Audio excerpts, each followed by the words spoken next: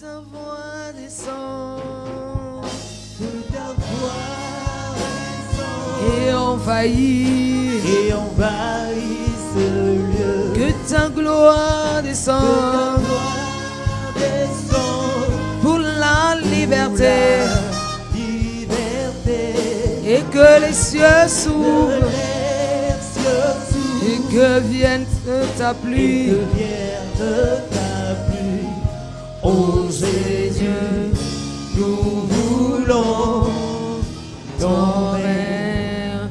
Oh Jésus, nous voulons ton Oh règne. Jésus, nous voulons ton règne. Proclame encore, oh Jésus, nous voulons ton règne. Oh Jésus, nous voulons ton règne. Oh Jésus, nous voulons ton règne. Oh Jésus, nous voulons ton règne. Que ta gloire descende. Que ta gloire descende. Qu'elle envahisse ce lieu.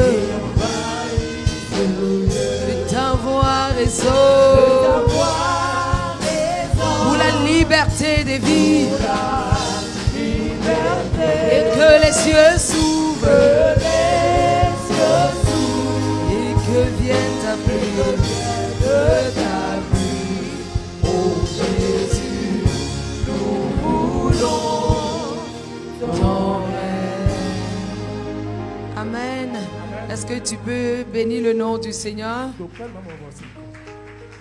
Tu vas saluer ton voisin de gauche et de droite, de devant et de derrière. Si quelqu'un ne te salue pas de manière festive, pose-lui la question de savoir qui il est. La Bible déclare qu'il est doux et agréable pour les frères de demeurer ensemble. Emmanuel, est-ce que tu peux t'asseoir sur le piano? Assois-toi. Emmanuel, assois-toi.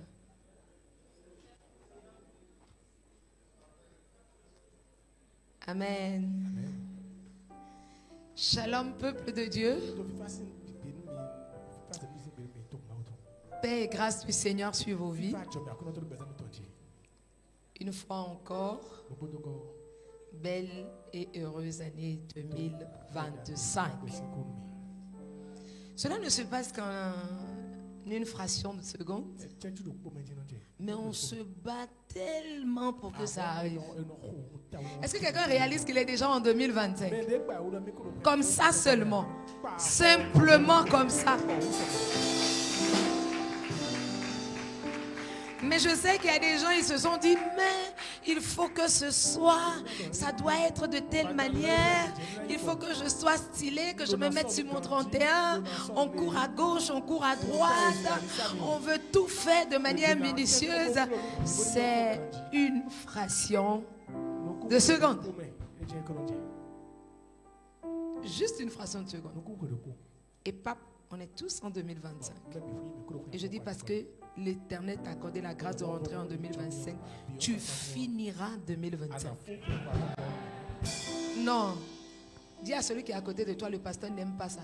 Les amen chétifs là. Elle ne joue pas avec ça. Dis-lui ça, dis-lui ça. Dis-lui amen chétif. Si vous étiez arrivé au concert, vous seriez en train de sauter et vous êtes venu dans la présence de Dieu. Je dis parce que l'Éternel t'a accordé la grâce de rentrer en 2025, tu finiras 2025. Oh, ça retombe encore sur toi, tu finiras 2025. Ce sera pour toi une année d'accomplissement dans le nom de Jésus. Là, je ne parle pas, mais je prophétise. Les desseins de l'Éternel pour toi s'accompliront. Cela ne dépendra pas de toi. Cela ne dépendra pas de tes jeûnes, ni de tes prières. Mais par la grâce de Dieu, il en est ainsi pour toi. Au nom de Jésus. C'est l'année de ta maturité. Aïe. C'est l'année de ta maturité. Parce que toi-même, la manière dont tu prends 2025, là, c'est comme ça que 2025 va au pays. Hein? Je déclare une année de joie perpétuelle. Tu ne pleureras pas en 2025. Si des larmes tombent de tes yeux en 25, ce seraient des larmes de joie. Ce seraient des larmes d'action de grâce.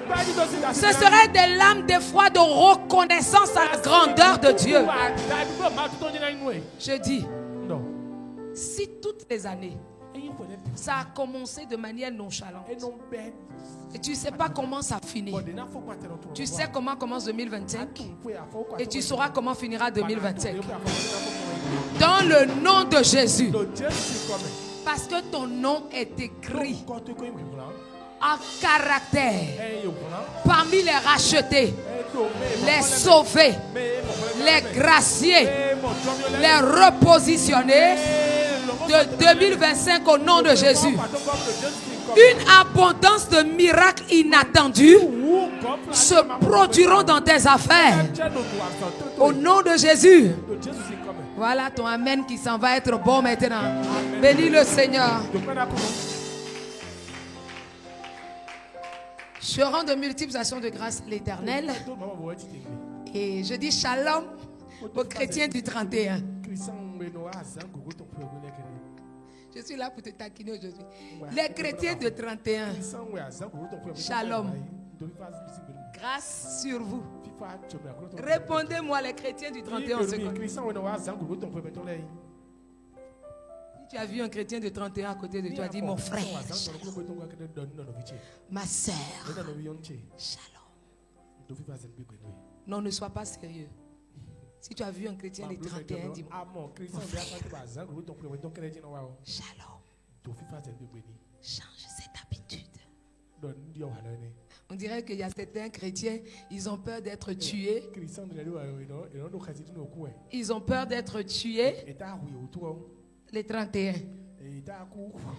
Donc les 31, ils font tout pour se retrouver à l'église. Ils font tout. Vous dites Satan, au cas où tu vas passer avant 0 heure, je suis dans la maison de Dieu. Au cas où tu vas passer à 0 heure pile, je suis à l'ombre du Dieu puissant. Au cas où tu vas passer après 0 heure, je suis toujours dans la présence de Dieu. Que Dieu te bénisse. Je veux partager un court instant de parole de Dieu avec toi sur 3 clés pour vivre miraculeusement 2025. C'est le titre de mon sermon. 3 clés pour vivre miraculeusement 2025. C'est une année de miracles inattendus, a dit le Seigneur. Mais l'ordre dans lequel le Seigneur a parlé est très décisif. On peut dire que depuis 3 ou 4 ans, le thème est annoncé avant même le 31 ou le 1er. Habituellement, le thème est dévoilé le 1er. La nuit de la traversée, le thème est dévoilé. Je ne sais pas pourquoi le Seigneur, il veut toujours dévoiler le thème avant le 31. Il y a bel et bien une raison. Nous sommes dans une saison. Une saison va au-delà de 365 jours. Tout comme une saison peut être 365 jours et une saison peut être 3 ans. La saison que nous sommes en train de finir actuellement est une saison qui a duré 3 ans. C'est la saison d'enracinement, de croissance et de l'abondance inhabituelle. Nous sommes restés 3 ans dans cette saison et nous croyons fermement que le Seigneur nous a enracinés en Christ. Nous croyons fermement que nous sommes arrivés à maturité et l'abondance de biens, l'abondance de grâce inhabituelle et même les choses inhabituelles sont arrivées dans notre vie. Et certaines choses semblent être chaotiques. Le Seigneur a une méthode de travail.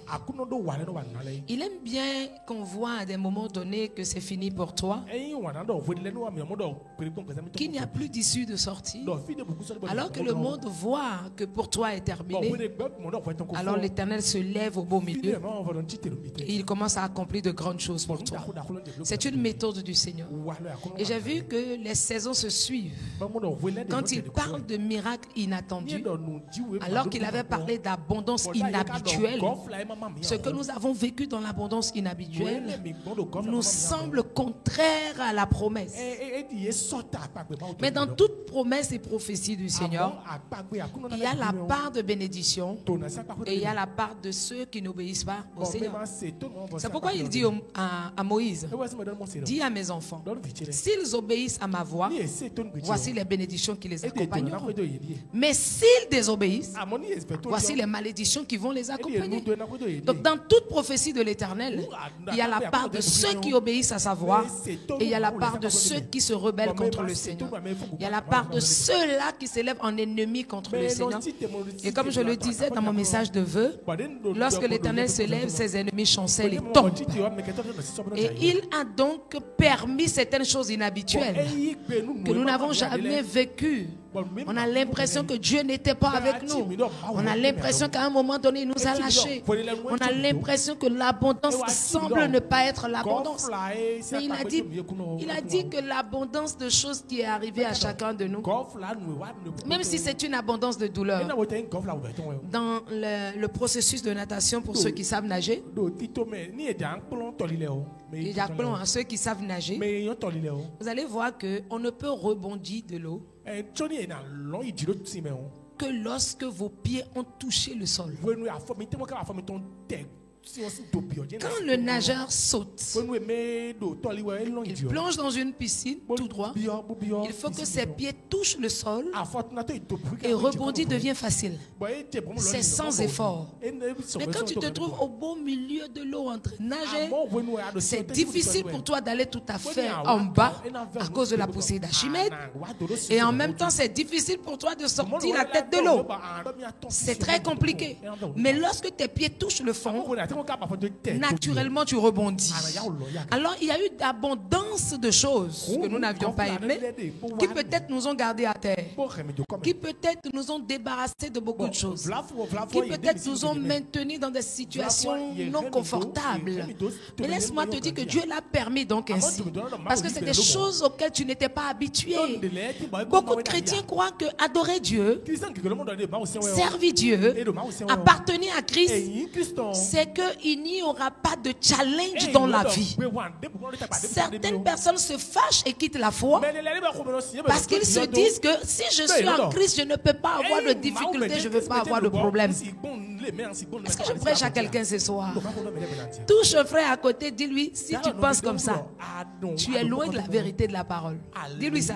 Dis-lui, un frère ou une soeur. Dis-lui, si tu penses comme ça, tu es loin. La vie en Christ est remplie de challenges. Il y aura des moments où tu te retrouveras seul face à tes frères et à tes sœurs. Ce que j'appelle la guerre des saints au milieu de l'église. Il arrive un temps où c'est l'église même qui te persécute. C'est pas le panier. Je dis c'est pas le panier. Ce n'est pas les gens de ta famille qui vont pas à l'église. Ce ne sont pas tes amis qui n'ont pas la crainte de Dieu. Mais ceux qui ont la crainte de Dieu, ceux qui entendent la même chose que toi, ceux qui appartiennent au même royaume que toi, ceux que tu estimes le plus, ceux que tu aimes bien, ceux avec qui tu partages le repas du Seigneur, c'est eux qui te persécutent. Quelqu'un me dit accélérateur.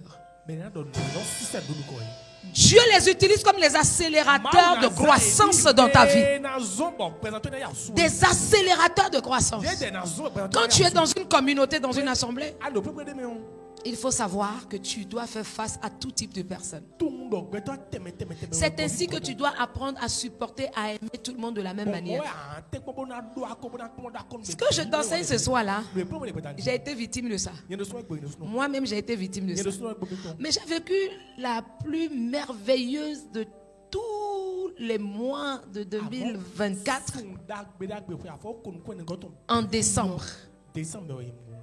Il y a plusieurs de mes enfants spirituels comme biologiques qui m'ont regardé face à plusieurs situations et qui m'ont dit, hé maman, on te méconnaît. Notre maman là, Dimanche dernier, c'est le frère Yves qui s'assoit, il me regarde jusqu'à il me dit, ah, c'est vous ça? Il dit, c'est moi. Il dit, je suis si terré par le calme et la maîtrise de soi qui est. Vous m'avez appris à être comme ça. La maîtrise de soi que vous avez maintenant là, je suis sidéré. J'ai dit, je donne gloire au Seigneur. La vie en Christ, c'est un challenge. Ils sont contents, hein? Ils font amen. C'est formateur. C'est les chrétiens même qui vont se lever contre toi. Cela ne veut pas dire qu'ils sont devenus mauvais. Dieu n'utilisera que celui qui est dans ton cercle immédiat pour te préparer, pour te redresser. Et ça, c'est très important dans notre vie de foi. Si nous n'acceptons pas ça, avancer sera difficile pour nous. Beaucoup de personnes n'arrivent pas à atteindre les objectifs fixés parce qu'ils sont tout le temps en train de changer de communauté. Pourquoi? Parce qu'ils n'ont pas envie de s'asseoir et de subir pour être préparé, pour être formé, pour être édifié, pour faire le chemin. Même s'ils tombent, ils se relèveront. Mais ils préfèrent aller à chaque endroit où il y a un peu de répit. Mais ce que nous partageons dans toutes ces communautés, c'est la même parole. Quand ailleurs quelqu'un te dira vivre de manière solitaire est bien, dis-lui qu'il n'est pas dans la vérité. Si ailleurs quelqu'un te dit faire le péché c'est pas grave, on t'aime quand même comme ça, on ne va pas dire fuis ce cercle, fuis cet endroit parce qu'ils veulent te détruire. Tu ne peux aller nulle part avec. Tu ne peux aller nulle part avec ce comportement, avec ce caractère. Il faut qu'à un moment donné, tu t'asseyes quelque part. Que tu fasses le travail que tu dois faire sur toi. 3 clés donc pour vivre miraculeusement 2025. Chaque année commence par une porte ouverte. Le mois de janvier veut dire les portes. Et il paraît qu'il y avait un Dieu des portes. C'est des portes qui s'ouvrent. C'est pas pour rien que les autres ont choisi ce mois. Mais laisse-moi t'expliquer en autre détail. Les chiffres sont très importants. Le chiffre 3, c'est le chiffre des choses complètes, des alliances complètes, de tout ce qui est au complet. Quand tu prends le chiffre 7, je suis en train d'arriver. Quand tu prends le chiffre 7, c'est le chiffre de la perfection. C'est le chiffre de la perfection et aussi le chiffre de l'alliance avec Dieu. Mais quand tu prends le chiffre 10, suivez mon regard. 10, c'est la fin d'un cycle et le début de toute nouvelle chose. Quand tu comptes jusqu'à 10, tu vas voir que tu es obligé de recommencer encore par 1. 11 marque donc la deuxième étape où tu devras recompter encore de 1 jusqu'à 10. Quand tu comptes jusqu'à 20, ce qui fait 2 cycles de 10, tu es obligé de dire 20 et 1. 20 et 1. Quand tu fais 20 et 1, ça veut dire que tu es en train de rentrer dans un 3e cycle. 10, c'est la fin des cycles. C'est la fin des saisons. C'est la fin des temps. C'est pourquoi, regardez bien, on a l'habitude de dire 10 ans, 20 ans, à 21 ans tu es mature, 30 ans, 31 ans, de nouvelles choses vont s'accomplir, 40 ans. C'est toujours à la fin d'un 10 que commence un cycle nouveau. Alors, beaucoup de choses dans le règne spirituel sont déjà manipulées à l'entrée de chaque année. Sont manipulées spirituellement. Les autres n'attendent pas le beau milieu de l'année. Ils n'attendent pas Pâques. Ils n'attendent pas Pentecôte. Ils n'attendent pas loin. Mais ils possèdent la porte de chaque année. Et quand ils possèdent la porte de chaque année, à la fin de chaque cycle, ils font certaines choses. Mais comme ils ont compris que ce qui doit arriver dans le cycle nouveau doit dépasser le 10 pour aller un peu plus loin, suivez mon regard, c'est passer aux choses complètes. Est-ce que quelqu'un me comprend? Moi je parle codé. Que le Saint-Esprit donne à ceux qui doivent comprendre de comprendre. Ils ont donc décidé que les choses passent au temps complet. Donc qu'on traverse. Parce que nous traversons l'année pour entrer dans une nouvelle année. Et lorsque nous traversons, c'est que nous laissons des choses derrière. Au moment où les Israélites voulaient quitter l'esclavage, Dieu les a fait traverser la mer. Il faut traverser. Et c'est très tôt le matin que le Seigneur les a fait partir de captivité. Il les a fait attendre. Mais qu'a-t-il dit après la traversée? Il dit: Moïse, dis au peuple de regarder derrière. Ces Égyptiens que vous voyez, vous ne les verrez plus jamais. Je dis ces Égyptiens que vous avez toujours vus. Ces Égyptiens que vous avez toujours vus, cette année, vous ne les verrez plus jamais. Cette année, Dogon tombera face contre terre. Cette année, la statue de Nebuchadnezzar prendra un coup. Je dis cette année, les portes se refermeront. Cette année, le Dieu puissant se manifestera. Cette année, le souverain se lèvera. Cette année, il combattra et nous garderons le silence. Cette année, il accomplira le miracle. Cette année, il apportera la délivrance. Parce que le pays dans lequel tu es, si le pays n'est pas délivré, si la grâce de Dieu n'est pas dans le pays, quelle que soit l'onction que tu as, quelle que soit la grâce que tu as, tes affaires ne peuvent pas marcher. Tu dois apprendre à prier pour ton pays, à prier pour ta terre. La Bible dit que Néhémie, lorsqu'il était en esclavage, on lui dit: la muraille de sécurité est tombée. Les choses qui nous donnent la sécurité sont tombées. Actuellement, vous et moi, nous ne sommes plus en sécurité. Et nous savons que nous ne sommes plus en sécurité. Et la manière dont les choses se passent, nous ne sommes plus en sécurité. Parce qu'il y a une porte qui est ouverte. S'il y a des portes d'entrée qui sont ouvertes, il y a des portes de retour qui sont ouvertes. Et il y a des portes d'entrée qui sont fermées. C'est qu'il y a des portes de retour qui sont fermées. Et s'il y a des portes de retour, c'est qu'il y aura aussi des portes de non-retour. Est-ce que je suis en train de prêcher à quelqu'un? Mais cela se passe sur un territoire d'alliance. Et la Bible me dit que nous sommes le sel de la terre. Donc nous sommes ceux dont l'Éternel a besoin pour une alliance nouvelle. Est-ce que je parle à des chrétiens ce soir? Est-ce que je parle à des chrétiens ce soir? Le temps d'être un chrétien immature est terminé. Le temps de laisser faire est terminé. Parce que le Seigneur a dit à la résurrection de Jésus, le soir de Pâques, dans les évangiles on nous dit, il s'est présenté à ses disciples, il souffla sur eux, puis il leur dit: recevez le Saint-Esprit. Quand il leur a dit recevez le Saint-Esprit, il dit la phrase que j'aime beaucoup, et c'est ce verset que tu dois garder. Il dit: ce que vous refuserez, le ciel le refusera. Est-ce que quelqu'un refuse avec moi? Quelqu'un déclare: cela n'aura pas lieu cette année. Quelqu'un déclare: cela n'aura pas lieu cette année. Ainsi soit-il au nom de Jésus. Ainsi soit-il. Il dit: nous sommes le sel de la terre et nous sommes la lumière du monde. Si nous chrétiens, nous acceptons n'importe quoi, le n'importe quoi va arriver. Je ne sais pas quel type de chrétien toi tu es. Il y a des choses qui me mettent dans une sainte colère. Il y a des choses qui me mettent dans une sainte colère. Et quand cette sainte colère arrive, je rentre dans le lieu secret où mon Père m'attend. Je parle au nord, au sud, à l'est et à l'ouest.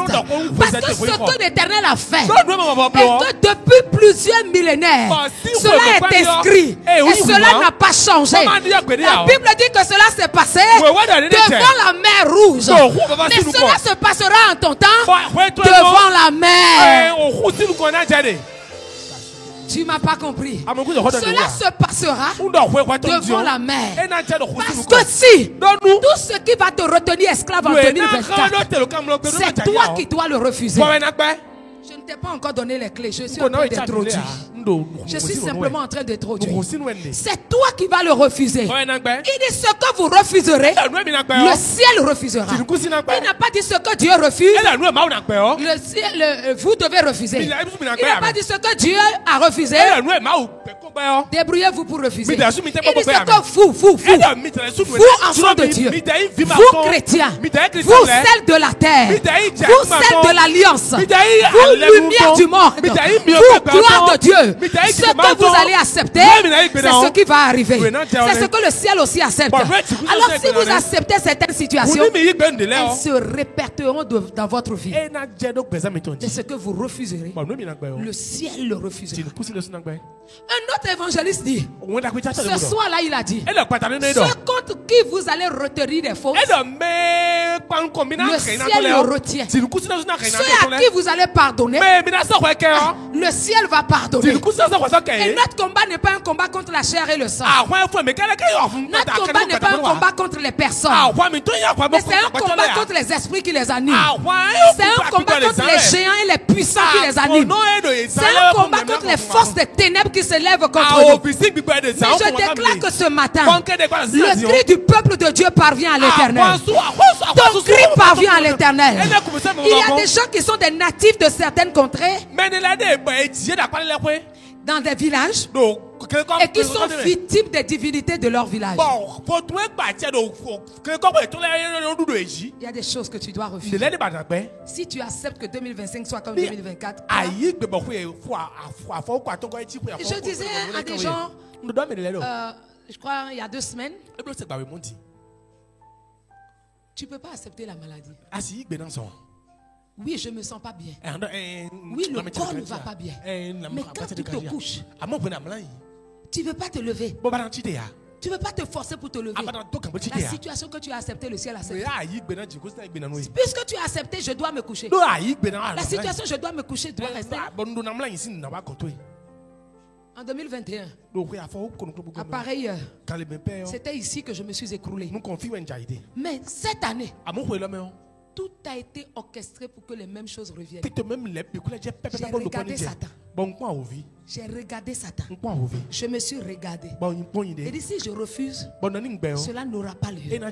Cela n'aura pas lieu. Mais la journée d'hier, tout s'était mis en branle pour que ça arrive. J'ai dit, vous avez tort. Moi, je me lèverai. Et je me porterai bien. Ce n'est même pas me lèverai. Je me suis levé. Je suis sur mes pieds. Et il en sera ainsi jusqu'à ce que je rentre dans l'année 2025. Parce que je refuse, le ciel refuse.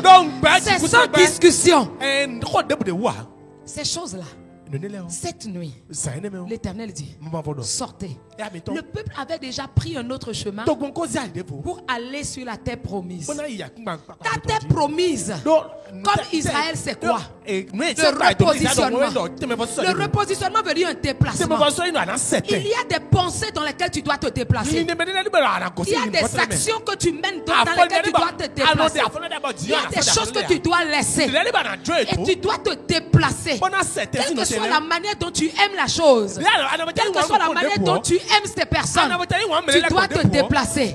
Je ne savais pas déjà que Dieu me préparait. Quelqu'un m'a parlé de synergie. J'ai dit, mais qu'est-ce que tu mets dans synergie? On va, quelle synergie? Un qui est qui? Et entre quoi et quoi? Au nom de quoi? Je sais que tu es un ennemi froid. Et je te connais comme un ennemi froid. Jamais je te prendrai comme un ami. Parce que tu es un ennemi déclaré. Tu es du monde des ténèbres, je suis du monde de la lumière. De quelle synergie on parle? Je dis, cela n'aura pas lieu. Cela n'aura pas lieu. Et cette synergie n'aura pas lieu. Et ce serait de manière mémorable. Dieu lui a dit, quittez le chemin où en 11 jours vous allez rentrer dans la cette promesse-là, la terre de promesse-là, c'est la promesse du repositionnement. Ce qui est penché sera repositionné. Ce qui est déplacé sera repositionné. Ce qui a bougé sera repositionné dans le Seigneur. Ce qui a déjà échoué va rebondir. Ce qui ne décolle plus va décoller. Je ne sais pas de quoi il s'agit. Parce que chacun de nous avions nos besoins. Chacun de nous avions nos réalités. Mais je sais une chose. L'Éternel a dit rebondissement. Et il va rebondir. Vous savez, c'est terrible. Depuis l'année dernière, quelque chose de spectaculaire se produit. Et quand je regarde Dieu, je ris. L'année dernière, je crois que c'était en novembre, le thème qu'on avait reçu depuis Ouaga, depuis notre père spirituel, et j'ai pris note. C'est en novembre que le portable a eu un problème. On prend un autre portable. On a tout réinitialisé. On a replacé tout ce qu'il faut. Mon bloc-notes n'a pas été synchronisé. Mon bloc-notes a disparu. Mes livres écrits ont disparu. Il va falloir donc peut-être réécrire. Alors que celui qui a fait la transcription est en train de se balader je ne sais où.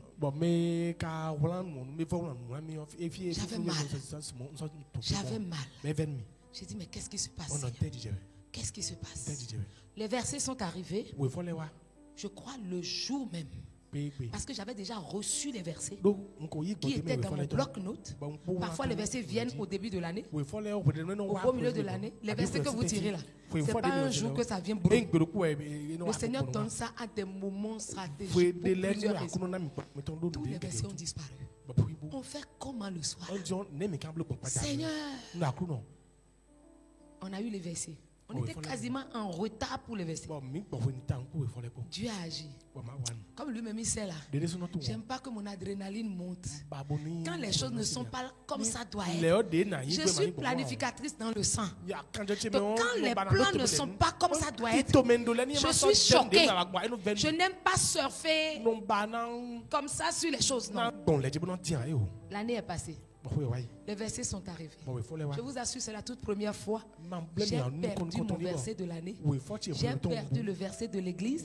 J'ai perdu le verset que j'ai tiré pour mes entreprises. Je n'ai pas retrouvé. Et je ne me rappelle même pas du livre jusqu'à me rappeler du verset. J'ai cherché partout, j'ai pas trouvé. Qu'est-ce qui se passe? Seigneur, je veux trouver le reste des versets pour tirer à nouveau. C'est pas grave, je vais les remettre ensemble et je vais retirer à nouveau. Je ne sais plus où est-ce que j'ai déposé le reste des versets. Cette année, le week-end dernier, mon portable commence à jouer un vilain jeu. Loin de moi de me rappeler que cela s'était passé, que Dieu voulait jouer à un scénario. Je suis là. Le portable m'a lâché. Il faut qu'on envoie ça vers le technicien. C'est le portable principal. Les notes, les versets, tout est dedans. On s'en va prêcher quoi maintenant? J'étais mal à l'aise depuis le matin. Seigneur, mais qu'est-ce que tu veux que je dise à ton peuple? Rien. J'aime pas me sentir comme ça pour venir à l'église. Parce que le peuple n'est pas là pour entendre ma voix. Le peuple n'est pas là pour que je partage avec eux ma connaissance. Mais que je dise ce que l'Éternel veut leur dire. Encore mieux en premier. Seigneur, je te fais confiance. Je te fais confiance. Les versets ce matin très tôt ont commencé par arriver. Et le Seigneur dit, l'oracle sur la nation. Habakkuk chapitre 3. L'oracle sur la nation, c'est que le peuple doit s'humilier. S'ils ne veulent pas vivre Habakkuk chapitre 3, le peuple doit s'humilier. De Chroniques 7, 14 je crois. Le peuple doit s'humilier. Dieu a commencé à parler. Tu as commencé à parler. Au moment où je m'apprêtais pour venir à la célébration, pour toute autre chose, je tombe sur les versets de l'année dernière. Comment tu peux me faire des choses comme ça? Comment tu peux me faire les choses comme ça? Ça veut dire que lorsque Dieu veut agir terriblement, lorsque Dieu veut parler, il éteint les radars humains. Il désactive les hommes. Il ôte tout ce qui sera humain. Et il parle comme il a envie de parler. Et quand j'étais assis, je dis, Seigneur, tu veux qu'on dise quoi? Si tu ne dis rien, je ne dis rien. Je monte, je prie, on rentre chez nous. C'est ainsi que le Seigneur me donne 3 clés. Est-ce que vous pouvez changer le micro de l'interprète? Le Seigneur me donne 3 clés pour vivre miraculeusement 2024. Mais sache que le verset phare que tu dois garder dans tout ce que tu vis, des situations qui vont venir dans ta vie 2025, ce ne sont pas des situations que tu dois accepter. Si tu les acceptes et tu te tais, Ces choses vont te malmener. Tu dois exercer ton autorité en Christ. Tu dois apprendre à refuser certaines choses. Tu dois apprendre à tenir tête à certaines choses. Tu dois t'appuyer sur la parole du Seigneur, sur l'autorité qui t'a été donnée pour refuser certaines choses, pour lier certaines choses, pour déclarer certaines choses. Parce que la porte de 2025 qui est en train de s'ouvrir est une porte déjà maléfiquement chargée. Si jamais tu entames l'entrée dans 2025 par cette porte, plus de retour. Parce que c'est une porte de non-retour qui est ouverte. Mais quand la porte du non-retour est ouverte, c'est que le peuple est gardé esclave. Le peuple qui franchit la porte du non-retour, c'est un peuple qui est sous la servitude. C'est un peuple qui travaille dans les champs de canne à sucre. C'est des peuples qui sont sous la servitude des rois étrangers. C'est des peuples qu'on malmène. C'est des peuples qui n'ont plus de droit. On dit, le monde a en horreur de voir des rois marcher à terre pendant que les esclaves sont sur les chevaux. C'est à toi de décider si c'est les esclaves qui marcheront sur les chevaux ou si c'est toi qui marcheras sur les chevaux. Si c'est Christ qui marchera sur le cheval blanc ou si tu laisseras le cheval noir. Prendre maintenant la responsabilité de nous conduire tous à la mort. Cela dépend de toi. Première clé pour vivre ce miracle, c'est te revêtir du Saint-Esprit. Te revêtir du Saint-Esprit. À l'heure où nous sommes, certains hommes se disent puissants. À l'heure où nous sommes, d'autres se disent financièrement puissants. D'autres se disent spirituellement puissants et donc Dieu. Ils sont spirituellement, d'autres se disent qu'ils sont spirituellement puissants, donc Dieu. Suivez mon regard. D'autres se disent peut-être qu'ils sont politiquement puissants. D'autres se disent qu'ils sont socialement puissants. Les gens sont en train d'exercer la puissance sur toutes les formes dans le monde actuel où nous sommes. Ne vous trompez pas. Le monde n'ira pas en biais. Jean, dans sa révélation, dans sa dernière révélation, nous a parlé en Apocalypse. Cela ira de mal en pire. Mais pour nous qui sommes dans le Seigneur, c'est en ce moment qu'il nous enlève. J'ai entendu beaucoup de pleurs dans des maisons. J'ai entendu beaucoup de morts dans le camp de la jeunesse. J'ai entendu beaucoup d'AVC. Mais pendant ce temps, quand je regarde, je fais le bilan. Je dis, Seigneur, merci. Merci pour ma vie, merci pour ma maison, merci pour ton église, merci pour ton peuple, merci pour tes enfants. Parce que nous n'avons pas l'impression d'être dans le même pays que certaines personnes. On n'a pas l'impression d'être dans le même pays. Les gens se plaignent de qu'est-ce que je vais manger. L'Éternel n'a jamais permis que je demande, Seigneur, est-ce qu'aujourd'hui je vais trouver à manger? Quelle que soit la situation, je mange. Ça s'appelle la grâce de Dieu. Quel que soit ce qui va arriver, j'ai la paix du cœur. Je vis bien. Je vis par la main puissante de l'Éternel, par la grâce de l'Éternel. Et quand tu regardes ces choses-là, laisse-moi te dire que ça ira de mal en pire. 2025 sera pire pour ceux qui ne sont pas en Christ. Ça va être pire. Mais qu'est-ce qu'il faut faire? Le Seigneur dit, revêtez-vous de la puissance. Revêtez-vous de la puissance. La puissance du Saint-Esprit, c'est par elle que l'Église est née. Un chrétien qui n'est pas puissant, la puissance dont je parle, ce n'est pas de parler à plein gosier. La puissance dont je parle n'est pas de prier tout en criant haut et fort. La puissance dont je parle, ce n'est pas de rester en éveil toute une nuit seulement. Mais la puissance dont je parle, c'est la présence du Saint-Esprit en toi. C'est la main de Dieu en toi. C'est ta capacité à déclarer la parole sans crainte ni peur, avec audace et attachement à Christ. C'est de cette puissance que je parle. C'est cette puissance qui agit dans le surnaturel. C'est cette puissance qui change les choses. Si la puissance du Saint-Esprit vient sur toi, ton langage va changer. Celui qui est revêtu de puissance, son langage change. Celui qui est revêtu de puissance, sa voix porte. qui est revêtu de puissance, ce qu'il dit s'accomplit. Et si tu n'as pas de puissance dans le monde aujourd'hui, les gens vont t'écraser. Les gens vont t'écraser. Tu dois te revêtir de la puissance du Saint-Esprit.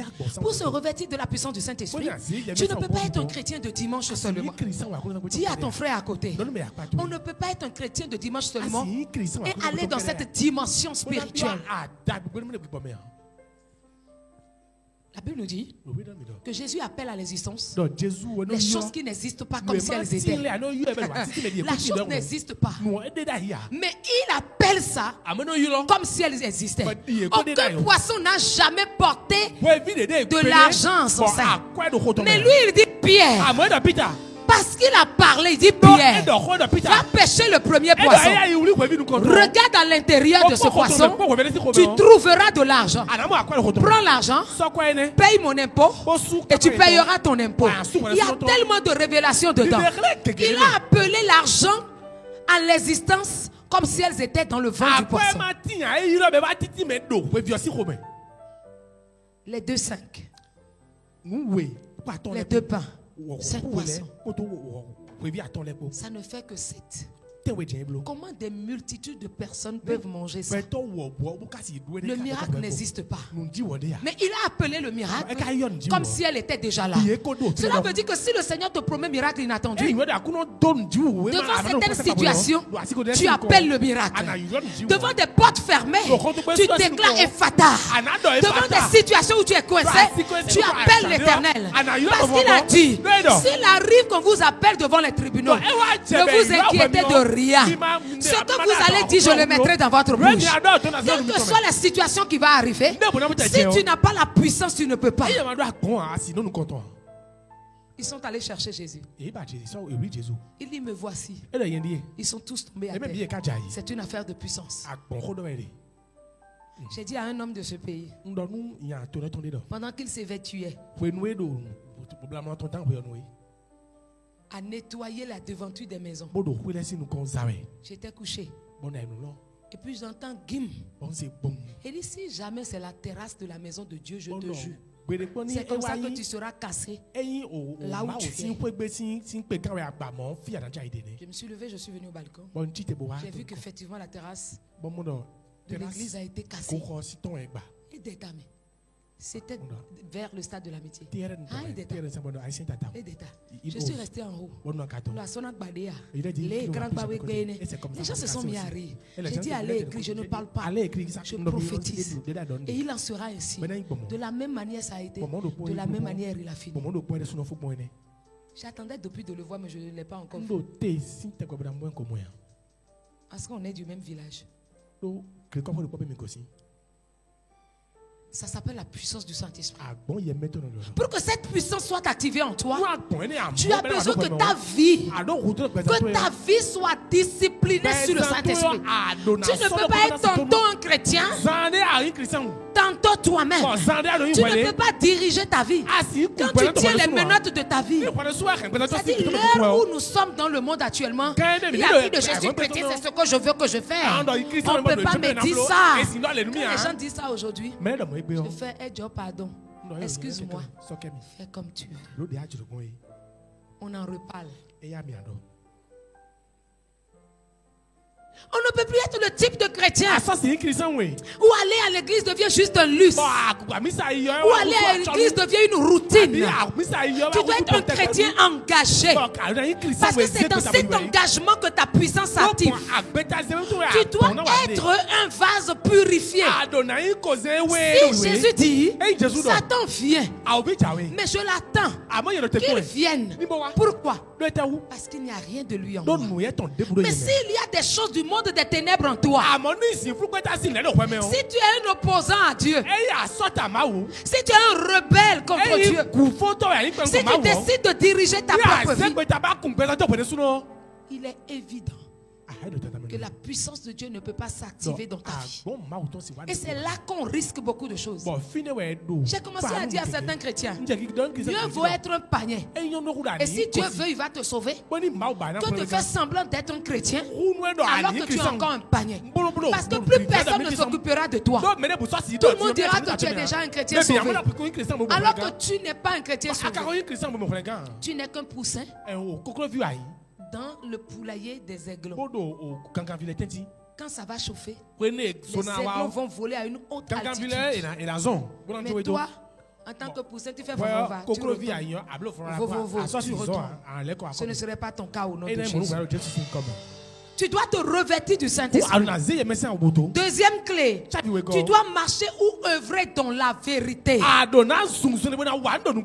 Marcher ou œuvrer dans la vérité.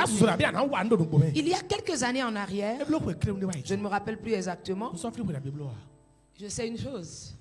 Mon feu père était encore en vie. J'ai eu un songe. Dans ce songe, Dieu me révèle des éléments de la fin. Et quand on commence à parler d'Apocalypse, beaucoup de chrétiens s'attendent à ce qu'un bon matin, les camions vont dérailler, entrer dans les maisons, et casser les maisons, les hommes vont disparaître. Dieu n'est pas dans le désordre. Et puis celui qui est en train de conduire le camion, il est allé au ciel. Le camion rentre et puis il y a accident, comme ça, catastrophe. On lit Apocalypse comme les dessins animés. Non. Apocalypse est une grande révélation. Chacun de nous a son Apocalypse d'abord. Dans sa propre vie. Apocalypse de certaines vies. De certaines choses que tu vis. Apocalypse de l'église. Il y a l'apocalypse de chaque nation. La fin de la servitude et des douleurs dans chaque nation. Avant d'exister l'apocalypse du monde entier. Ne prends pas la parole de Dieu. C'est-à-dire ne restreins pas la parole. Ne garde pas ça juste dans un coin. Parce que quand on parle du retour de Christ, c'est qu'il était déjà venu. Et il va revenir. Parce que quand on parle de retour, le tout est précédé d'un préfixe RE. Donc il y a déjà eu un tour. Et il y aura maintenant un retour. Un deuxième tour. Le retour de Christ. Chacun de nous doit connaître ça. Dans sa propre vie. L'Apocalypse dans ta propre vie. Où tu seras délivré du dragon qui crache du feu dans ta vie. Du dragon de ta famille qui crache le feu sur toi. Le dragon de la nation qui crache le feu sur la nation. Le dragon qui s'élève contre l'église. Parce qu'il est écrit que lorsque l'enfant va naître, le dragon va attaquer la mère de cet enfant. Mais le père de cet enfant, donc la nouvelle naissance, la vie Zoé en toi, lorsque tu vas arriver à maturité, c'est toi cet enfant qui sera engendré. C'est toi cet enfant qui dirigera avec la verge de fer. C'est aussi Jésus. C'est aussi l'église. C'est aussi la fin de toutes choses. Mais c'est dans chaque dimension. Dans chaque dimension. Le songe que j'ai eu était un songe apocalyptique. Des catastrophes sur des catastrophes. Des choses devraient arriver. Je n'ai pas assez de temps pour te narrer totalement cette vision que j'ai eue. J'en ai parlé à mon père spirituel, à Papa Karambéry. Et il a dit, la première chose, il a dit, c'est un combat de l'esprit de vérité contre l'esprit de mensonge. Il m'a donné l'explication du songe. Et il m'a dit, demeure dans la vérité. S'il y a une chose que je préserve, s'il y a une chose que je demande à Dieu, c'est d'exercer mon ministère jusqu'à la fin de mes jours sur la terre dans la vérité de Christ. Quand vous marchez dans la vérité de Christ, vous n'allez pas plaire à tout le monde. C'est pas grave. Si les autres ne vous aiment pas, vous ne leur plaisez pas. C'est pas grave. Tant que vous plaisez à Dieu, le temps va arriver. L'homme est tellement inconstant. L'homme dit aujourd'hui il t'aime pas, demain matin il t'aime encore. Après demain il dit il t'aime pas. On est inconstant. C'est la nature humaine. Donc quand un homme te dit bon, tu ne me plais pas, c'est pas grave, c'est pour un temps. Regardez bien, quand on était tous encore au collège, on a On a tous un bestie ou une besta. On a tous notre besto. On dit c'est lui, c'est elle. Et quand les parents parlent là, on se dit, c'est ça on va faire. Et c'est ça qui nous plaît. On dit, ah, Ocho, mais c'est celui-là. Ok. Le bestie est où maintenant? Toi, tu es où? Inconstant que nous sommes. D'autres ont même épousé leur bestie. Ont même épousé cette personne. Mais qu'est-ce qui s'est passé? Ils sont plus ensemble aujourd'hui. Peut-être après un enfant ou 2 enfants, ils sont plus ensemble. Mais pourquoi? Non. Son comportement là, moi je regrette de t'avoir épousé. Inconstant que nous sommes. Donc ne regarde pas les hommes. Mais reste dans la vérité. La ceinture de vérité, comme l'apôtre Paul nous a parlé dans sa lettre aux Éphésiens. Mets ta ceinture de vérité. La ceinture de vérité te permet de ne pas être dénudé. C'est vrai. Mais cela ne s'arrête pas là. Ça te donne toujours la victoire. La victoire dans tous les combats. Tu ne baisseras jamais la tête. Tant que tu es dans la vérité, tu ne baisseras jamais la tête. Quelle que soit la manière dont on enferme la vérité, qu'on emprivoise la vérité, elle finit toujours par sortir. La vérité agit doucement. Comme le disent les Congolais. Évangéliste Renaud, le quota il y a qu'un ascenseur. Vérité, il y a un escalier pour combien. Le mensonge va très vite comme dans l'ascenseur. Mais la vérité prend l'escalier doucement et descend. J'ai bien parlé le lingala ou bien je n'ai pas bien parlé? Voilà. La vérité, ça prend du temps. Tu dois marcher dans la vérité. Ta foi doit être une foi dans la vérité. En l'église aujourd'hui, on n'a plus besoin de regarder qui fornique, qui ne fornique pas, qui a fait ci, qui n'a pas fait ça. On n'a plus le temps de regarder ça. Circoncis-toi toi-même. Prends une pierre. Circoncis-toi toi-même. Fais une circoncision radicale. C'est une décision qui doit venir de toi. Et Dieu te donne la force. Il s'agit de la génération de Caleb. Le Seigneur dit, Josué, prends la pierre, circoncis à nouveau. La circoncision fait mal. Mais décide de te le faire toi-même. Quand tu te blesses avec un couteau, tu ne te gifles pas. Quand tu te blesses toi-même, tu te gifles pas. Mais c'est quand quelqu'un d'autre te fait ça que bon. Circoncis-toi toi-même. Il n'y a plus le temps de tergiverser. Il n'y a plus le temps de traîner. Apocalypse va dire une vérité. Il dit malheur à ceux qui sont encore au lait. Malheur à la femme qui est en train d'allaiter en ce moment. Le bébé qui est encore au lait là. Ce qui va arriver dans le monde. Ce qui va arriver en 2025. On n'aura plus le temps de te dire. Venez à Jésus. Viens Jésus. Jésus va te sauver. On n'aura plus le temps de te parler du Jésus sauveur. Mais on te parlera du chrétien mature. Celui qui commande la chose arrive. Celui qui refuse. Celui qui manipule l'épée de la parole. Celui qui combat pendant qu'il est en train d'agir. Celui qui combat pendant l'action. Il est arrivé le moment où le roi David, il n'a plus le temps d'aller prier. Mais pendant qu'il était en train de combattre, il avait son épée à la main. Il avance, il coupait les têtes. Il dit au nom de qui Jésus, je te taille en pièces. Au nom de qui Jésus, je te taille en pièces. Il était en train de prier, mais il était en train d'agir. Toute action que tu dois mener en 2025, frère, sœur, c'est dans la vérité. C'est dans la vérité. Et la vérité, ça s'exerce. C'est une discipline qu'on se donne soi-même.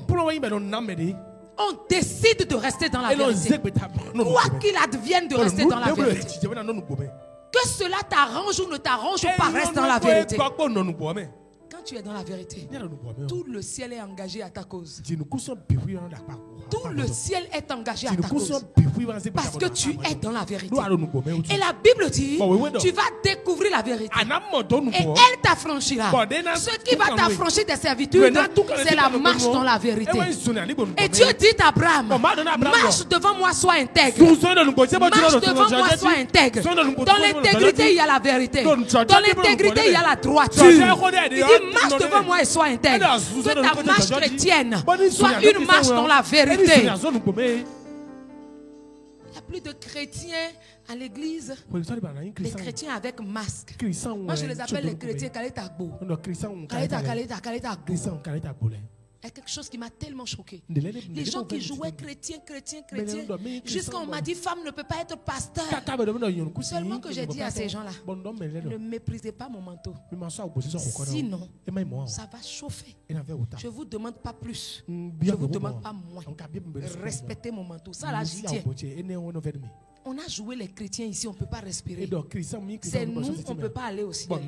Comme je leur ai dit, avalez la clé du ciel. Arrivez là-bas, avalez la clé de votre ciel. Nous, on ne veut pas vivre avec vous là-bas. Les gens chrétiens comme ça. Ah non, on ne peut pas porter boucle d'oreille. On ne va pas au ciel. Ah non, ne mettez pas un peu de mèche. Nous là, ils nous ont déjà traités de diables. Avec ça là, on est déjà Satan. C'est Jésus qui sait quel nom il nous donne. C'est lui qui a pitié de nous. Des gens comme ça se marient. 39 casiers de bière. Mais Jean, est-ce que vous m'entendez? Je répète. C'est des gens, on a dit, ah, femme peut pas être pasteur. Non, notre église, c'est pas comme ça. Le garçon, avant de faire mariage, là, il a mangé. Il a lavé l'assiette. Je parle en connaissance de cause. Mais les gens de l'église ne savent pas. C'est chrétien dans mensonge. Il lave ça matin, midi, soir. Je suis comme ça, il regarde. Qu'est-ce que je vais dire? Jusqu'à on dit mariage. On dit non, c'est comme ça. C'est comme ça qu'on fait dans notre église. Ah, olé, allez faire vos choses. Moi, je vous observe. Ils ont fait. Nourriture, j'ai préparé. Est-ce que je n'ai pas préparé ça chez Jézabel par hasard? Parce qu'on m'a déjà traité de Jézabel. Il dit d'accord. Mais les gens comme ça là. Réception de mariage. 39 casiers de bière. Non, vous même parlez. On appelle ça chrétien comment?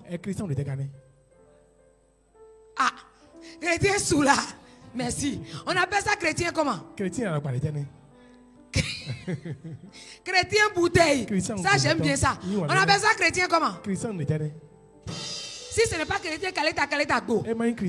Chrétien vivant dans le mensonge. La servitude. En 2025, ne marchons plus dans le mensonge. Marchons dans la vérité.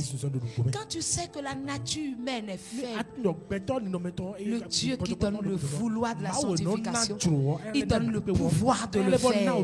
Si nous crions à lui, il donne le pouvoir de le faire. Je dis, j'ai crié à l'Éternel. Cette colère me détruit. Cette colère détruit mon ministère. Cette colère détruit mon œuvre. Cette colère détruit mes enfants. Seigneur, délivre-moi. Je disais, je ne faisais que dire il y a 2 semaines. Je suis fier de ce que je suis devenu en Christ. Je suis fier de celle que je suis devenue en Christ. Je suis fier de la maîtrise de soi que Dieu m'a donnée. C'est un travail que j'ai fait. C'est une discipline que je me suis donnée. Cela a été très difficile pour moi. Il y a des choses que je vois. Ça dit la nature ancienne. Le vieil homme arrive. Je veux parler. Le Seigneur dit, ne laisse pas l'offense empoisonner ton âme. Ça doit arriver. Mais c'est à toi de dominer.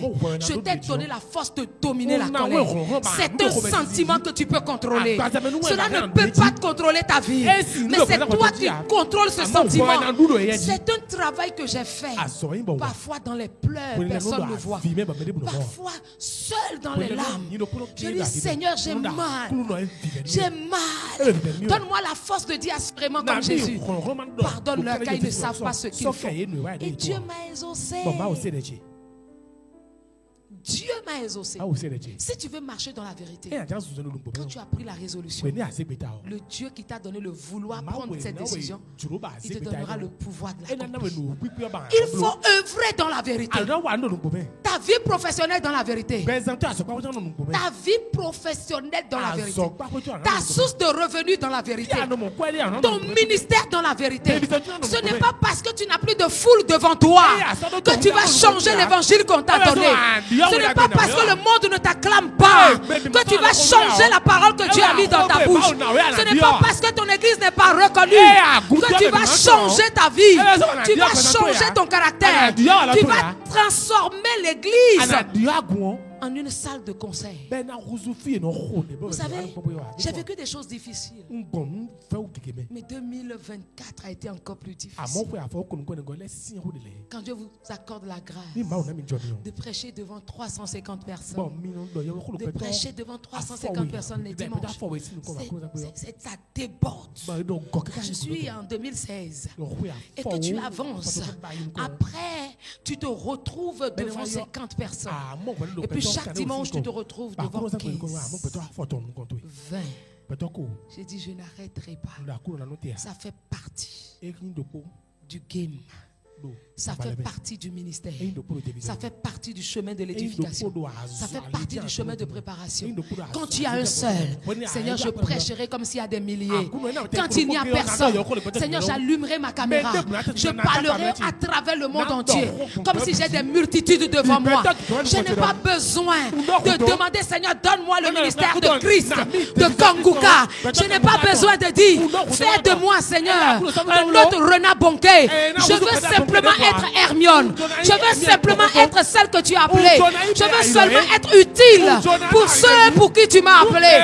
Je veux seulement être utile pour le Bénin. Je veux seulement être utile partout où tu m'envoies. Que les gens m'acclament, que les gens m'aiment ou qu'ils ne m'aiment pas. Donne-moi que la vérité sorte de ma bouche. Seigneur, donne-moi que le peuple que tu m'as confié, lorsqu'ils prennent un chemin de mensonge, un chemin de péché, un chemin de destruction, donne-moi d'accepter d'être la mauvaise personne, mais de les rappeler à l'ordre, mais de les ramener à l'ordre, de leur dire que la parole ne nous demande pas ça, de demeurer dans la vérité, de taper dessus s'il le faut, mais en secret, de prier pour eux, afin que tu leur donnes la force. C'est ça, marcher et œuvrer dans la vérité. C'est une clé importante. La dernière que je vais te donner, c'est de travailler selon la direction divine. C'est ce qui fait que la plupart d'entre nous n'avions jamais de résultats. Travailler selon la direction divine.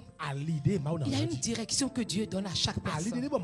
Je dis souvent aux jeunes chrétiens, arrêtez de regarder autour de vous.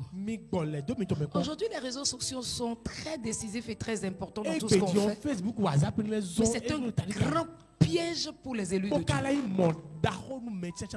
Si on ne sait pas l'utiliser, c'est un très grand piège. Un très très grand piège pour nous. Parce qu'on est poussé à regarder la réussite des autres, à se comparer aux autres, à vouloir faire exactement ce que les autres font.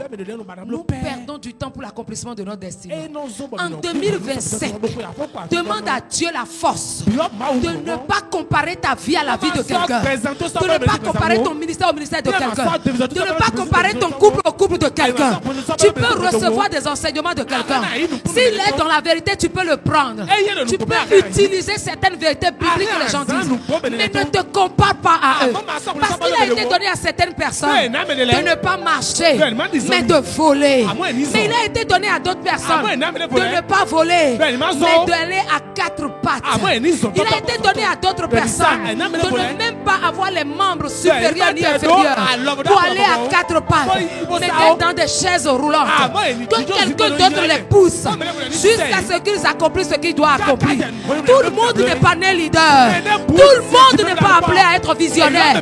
Dans la Bible, tout le monde n'est pas visionnaire. Le premier visionnaire que Dieu lui-même a établi, c'était Moïse.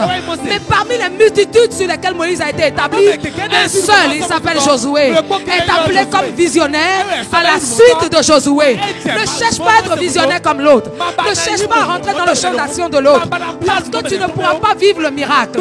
Sois ce que Dieu dit que tu es. Accepte les desseins de Dieu sur ta vie. Accepte la position que Dieu t'a donnée. Aujourd'hui, peut-être tu es assis. Aujourd'hui, peut-être tu n'as pas encore un ministère. Aujourd'hui encore, tu n'as pas encore atteint la gloire que tu vas atteindre. Mais je te dis, tu n'es pas en retard. Lorsque quelqu'un te dit que tu es en retard, dis-lui par rapport à quoi?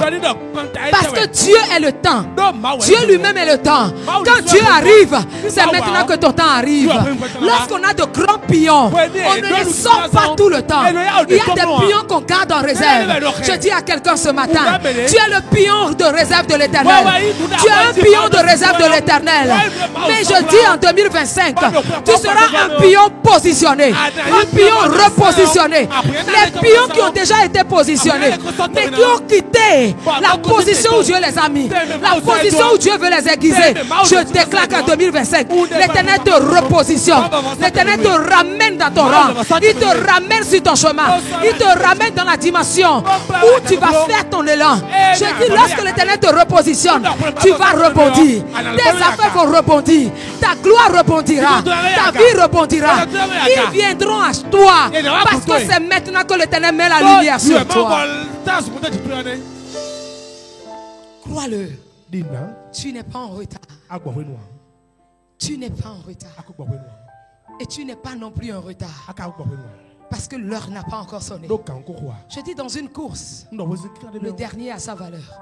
C'est le dernier qui donne le poids au premier. Le premier ne sera jamais reconnu s'il n'y a pas un dernier. Le premier ne sera jamais reconnu s'il n'y a pas un dernier. Alors que tu sois un dernier, que tu sois au milieu, tu as ta valeur. Tu as forcément ta valeur. Sans le zéro, on n'aura jamais de 10, on n'aura jamais de 20, on n'aura jamais de 30. Mais il est dans le néant quand on commence à compter. Mais il y a le temps où il surgit. Il y a le temps où on le recherche. Il y a le temps où on doit le positionner. Il y a son heure de gloire. Comme le dirait l'autre, toute chose a eu son heure de gloire. Même les cache-nez ont eu leur heure de gloire. Qu'en sera-t-il de toi? Tu auras ton heure de gloire. Rien n'est tard pour toi. Même si tu n'es pas encore marié, laisse-moi te dire que rien n'est tard pour toi. Même si tu n'as pas encore trouvé l'emploi, laisse-moi te dire que rien n'est encore tard pour toi. Il y a des gens qui ont l'emploi, il y a des gens qui ont la gloire, il y a des gens qui sont reconnus, mais subitement ils sont morts. Je dis, tu as un pion de réserve. Travaille selon la direction divine. Quelle est la direction que Dieu te donne? C'est pourquoi quand tu rentres dans une nouvelle année, il faut que tu prennes toi-même le temps de prier, le temps de posséder les 365 jours de l'année. Tu vas parler. Quand tu veux rentrer dans la présence de Dieu comme ça, va avec ton calepin, va avec ton stylo. Sois moins bavard. Dieu n'a pas besoin de « Oh Seigneur, en train de prier là. » Non, non, non, non, non. Pardon, il y a des moments où Dieu aime le calme. Rentre dans le calme de Dieu. Tu entendras sa voix de manière audible. Prends ton calepin, prends ton stylo, va dans la présence de Dieu, adore, lis la Bible et reste là. Dis-lui, Père, quelle est la direction à suivre pour l'année 2025? Quelle est la direction à suivre pour mon couple? Quelle est la direction à suivre pour mon foyer? Quelle est la direction à suivre pour mon ministère? Quelle est la direction à suivre pour mes activités? Quelle est la direction à suivre pour ma foi? Quel chemin je dois prendre? C'est ça le chrétien mature. Le Seigneur te parlera. Tu vas écrire et tu vas travailler en fonction de la direction qu'il t'a donnée. Beaucoup de personnes vont dans tous les sens parce qu'ils n'ont pas de direction, parce qu'ils n'ont pas cherché de direction, parce qu'ils n'ont pas compris compris qu'il faut savoir qu'est-ce qu'il faut faire de manière méthodique. Parce que Dieu est un stratège. Le premier message de 2024, c'était comment vivre intensément 2024. La planification, l'organisation et la méthode du travail. Ceux qui l'ont suivi, aujourd'hui ont installé des entreprises. Ceux qui l'ont suivi, ils ont atteint un niveau d'élévation. Mais ceux qui ont joué avec, ils ont compris qu'ils ont passé 365 jours cadeaux. 365 jours cadeaux. C'est pourquoi cette année, j'ouvre une parenthèse rapide.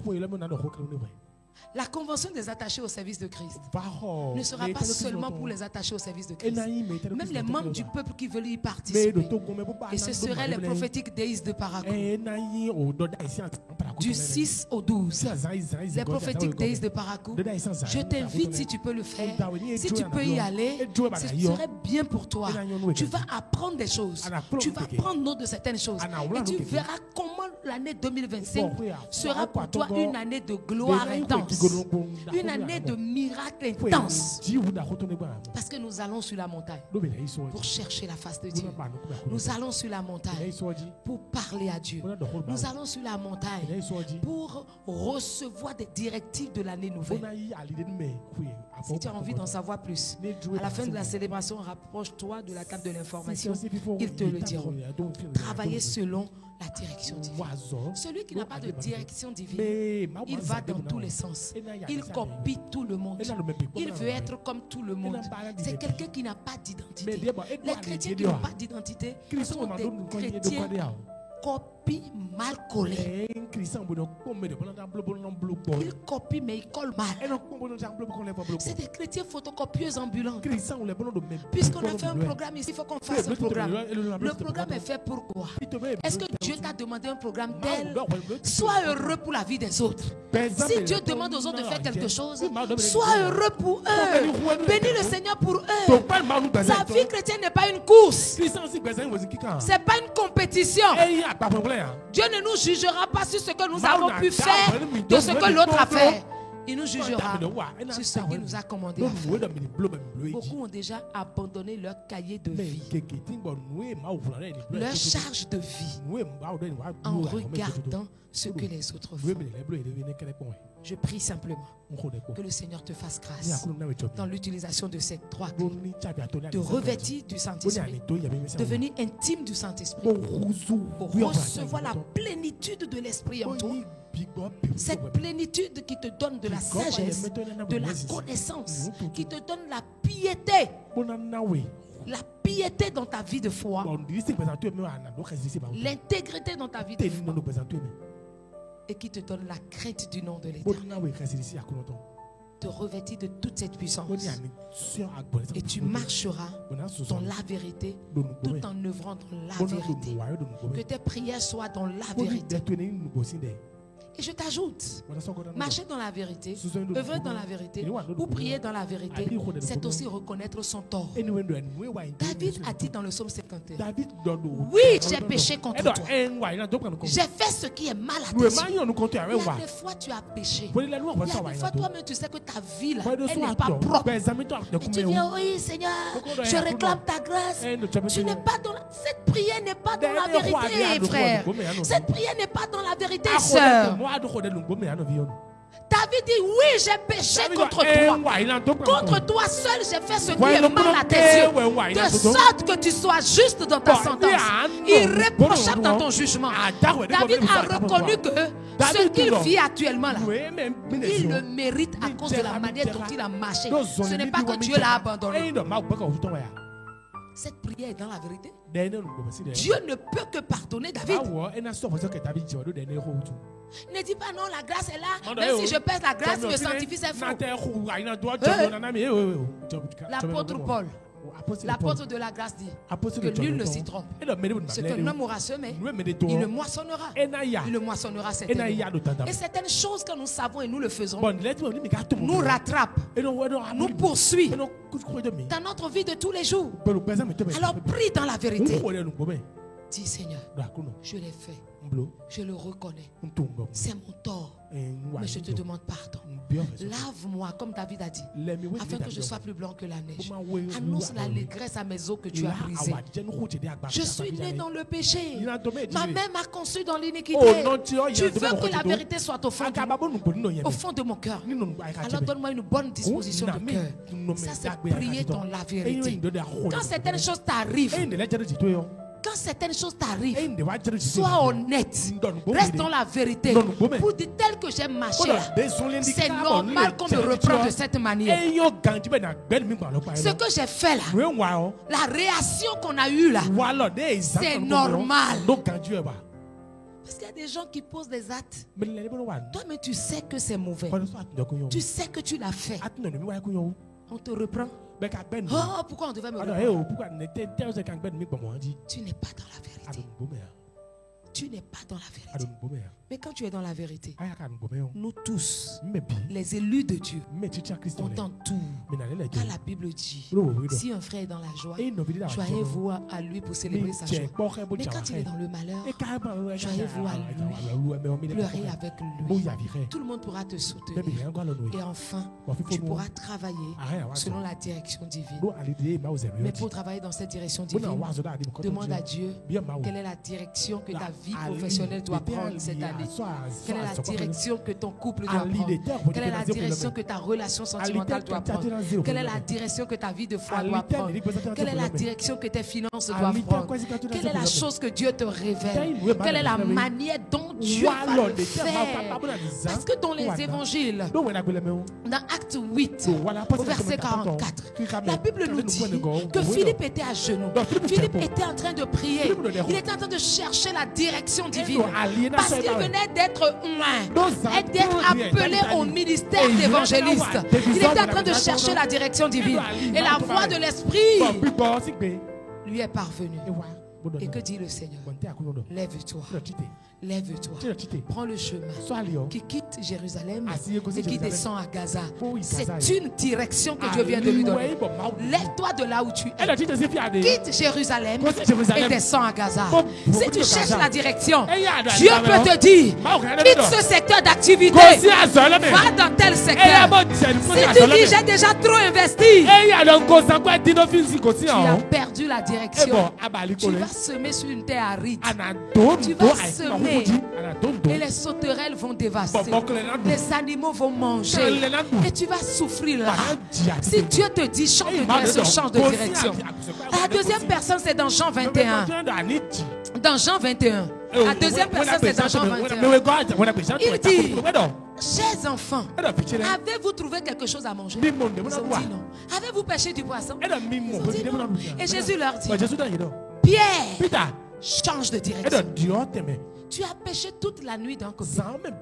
Tu as passé peut-être 5 ans, 6 ans, 10 ans, 7 ans, 3 ans dans un secteur d'activité. Dieu ne t'avait pas envoyé là-bas. C'était un secteur stérile. Ça n'a pas porté de fruits. Ça n'a rien donné. Tout ce que tu es en train de semer là, ça ne porte pas de fruits. Ça ne porte pas de fruits. Ça ne fleurit pas. Et le Seigneur te dit ce soir, il se dit ce matin, ce petit matin de 2025, il dit change de direction. Change de direction. Pierre n'avait pas compris. Et Jean lui dit, c'est le maître qui parle. Pierre, c'est le maître qui parle. Pierre, c'est le maître des miracles qui parle. Je dis à quelqu'un ce matin, c'est le maître des miracles qui parle. C'est le Père des miracles qui parle. C'est le Seigneur qui fait les miracles inattendus qui te parle. Il dit change de direction. Change de direction dans tes affaires. Change de direction dans ce que tu fais. Regarde. Il dit jette le filet. La Bible dit, lorsque Pierre se rendit compte que c'est le Seigneur qui a parlé, il en ôte son vêtement par-dessus et il se jette à l'eau. C'est-à-dire il se met au travail. Quand il a jeté le filet, il a pêché 153 poissons. Et les recherches nous prouvent que c'est les 153 espèces de poissons qui existent sur la terre, dans la mer. C'est les 153 espèces de poissons qui existent qu'il a pêché. Ça veut dire quoi? Quand Dieu te montre le chemin, que tu suis le chemin, c'est dans ça que tu deviens un roi. C'est dans ça que tu deviens une reine établie. C'est dans ça que tu es inégalable. C'est dans ça que les gens vont se lever. Ils s'appelleront concurrents, mais ils ne peuvent jamais atteindre ton niveau. Ils ne peuvent jamais atteindre ton level. Parce que le Seigneur t'a donné cela. Le Seigneur t'a donné la révélation. Le Seigneur t'a positionné. Le Seigneur t'a repositionné.